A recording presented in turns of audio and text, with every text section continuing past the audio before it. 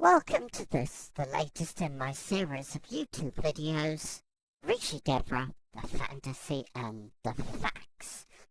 This video follows on directly from 29A and 29B.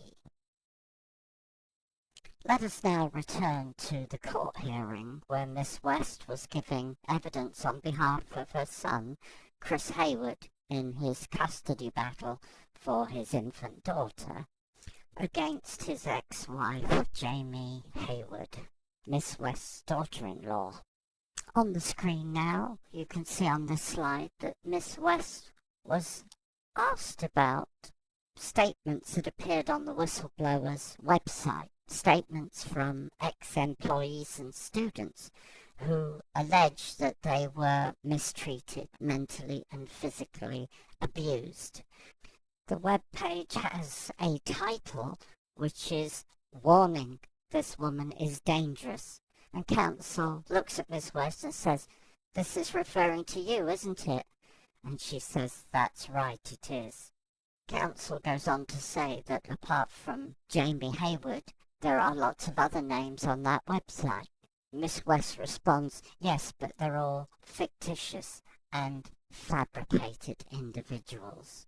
In other words, she's saying that they're not her employees and that the names have been made up. Well, let's have a quick look at some of these names which are up on the screen now. The whistleblower confirms that these were all employees. He confirmed that on his original posting of this information on his websites, which were forced down by Miss West in 2010 so that she could move to Arizona and perpetrate the next fraud scam without evidence of her past being available on the internet. If you go to one of the websites at the end of this video, you'll be able to review documentary evidence in the form of notarized statements from many of these people, most of them in fact, and you will also be able to listen to audio statements that some of these people gave. From Roger Hill down to Devra West, those are just some of the victims of Miss West's guru cult extortion business as it operated in Victor, Montana, when it was called the Circle of Divine Unity. The two names at the bottom, Rebecca West and Carlida Finch, are victims of the next guru cult extortion business iteration as it was set up at Lakeside, Montana, and at least initially called Soraya Enterprises Unlimited, Inc., with the lunatic then calling herself Soraya Ma, whereas in Victor, Montana, she was known as Devra G. Now, once again, I would like to emphasize that these people are just the tip of the iceberg. These are victims of crime, abuse, mental and physical abuse, threats of murder in some cases. These are not the recipients of healing or miracles or anything like that. These are people that have been inducted into her cult, believing they were coming to work as normal employees of a company or students of Hogwarts, and all of them spat out either after being the victims of crime or spat out after refusing to submit to the will of the master abuser. What are we, the public, to take from this? Well, it's quite simple. These are just some of the teachings of Devra Patton West, a master on the so-called royal path. And once you understand that the royal path is just a bullshit title like the Patriot Act is, which disguises activity that is opposite to the spirit of the name. So in the Patriot Act's case, it's called the Patriot Act, but it severely limits people's civil liberties. And the Royal Path, in Miss West's case, is a fancy title for a extortion business that Miss West has run successfully for the last 2 or 3 decades. But every now and again, people don't roll over and walk away empty-handed. People go to court and successfully prosecute Miss West. And obviously that had occurred in the 2005-2006 time frame, because in 2008 Miss West became the subject of a sheriff's sale to force her to pay $2 million in court judgments and interest to her creditors. Now, once more, are these the acts of a guru, somebody who is trying to uplift people? Or are these the acts of a criminal disguised as a guru? And similarly, on the screen now is a copy of an arrest warrant issued for Miss West in 2008 for criminal check fraud. Again, is this the kind of behavior that is associated with the guru, a real guru? Or is it the kind of behavior associated with a criminal who calls herself a master on the royal path? And again, in April 2008, Miss West was convicted of assaulting Dr. Cole. And on the screen now is a short news article evidencing that. If you go to one of the websites mentioned at the end of this video, you can actually have a look at the court records affirming that this did happen. Again, is this the kind of behavior you would associate with a guru, a Mother Teresa-like figure? No, of course not. But it is the behavior of a lunatic cult leader who basically uses her knowledge of the occult to commit serious crimes, including theft, fraud, extortion, violent assault. It is, in other words, the actions of Devra Patton West, who asserts that she is a master on the royal path. And on the screen now we have a copy of the judgment handed down by the court, also in 2008, a very busy year for Devra Patton West, a master on the royal path.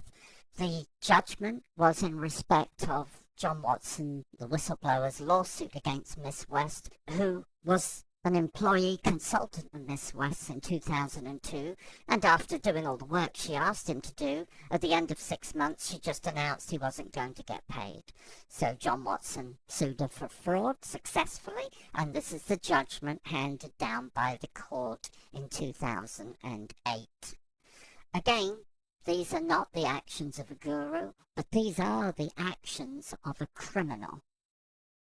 And on the screen now is an arrest warrant for Miss West for felony theft. Again, these are the actions of a criminal or a master on the royal path. In an attempt to collect the money the court had awarded him, John Watson's lawyers deposed Miss West and forced her to make a statement about her finances.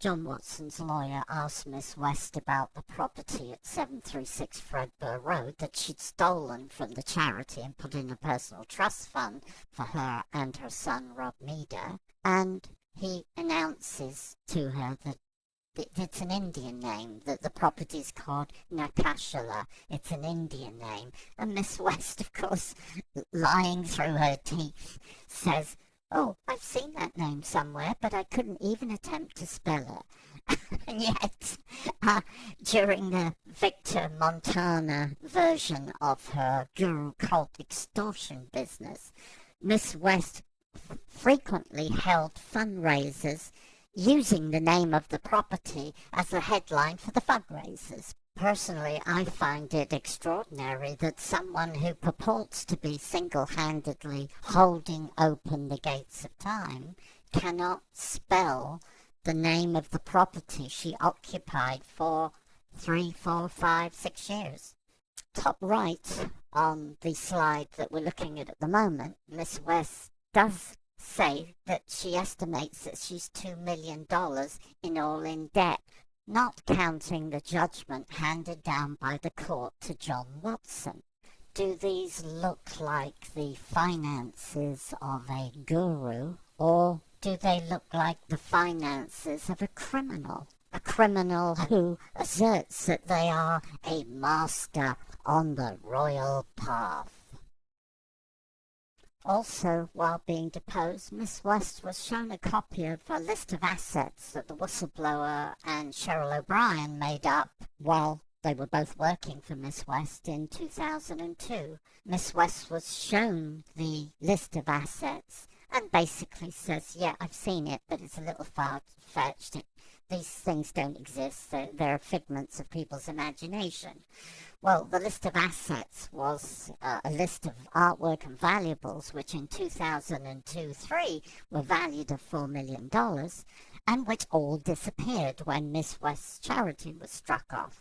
Now we know when the charity was struck off, Miss West, by using fraud, was able to steal the property from the charity and put it in a trust fund. We know this to be a fact because when the sheriff's sale came about in 2008, a judge broke open the trust fund and forced the sale of the contents of the trust fund to pay Miss West's creditors the $2 million she owed them in court judgments and interest. And what the main asset in the trust was the property Miss West had stolen from the charity, which was worth an estimated $1.5 million at the time.